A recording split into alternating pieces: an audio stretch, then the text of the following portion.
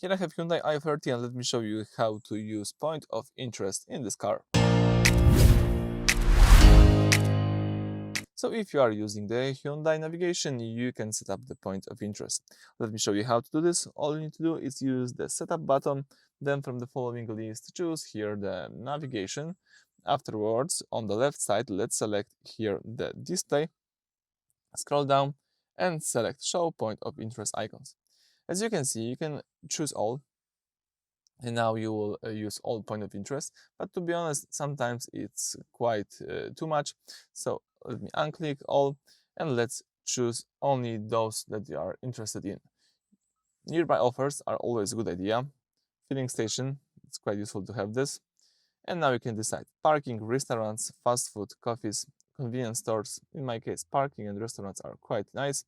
Shopping, pharmacy, banking, accommodation. So let's decide which point of interest you would like to use on your navigation, and then you will see the navigation if you, for example, choose nearby point of interest, and you should see them here on this map, as you can see right here.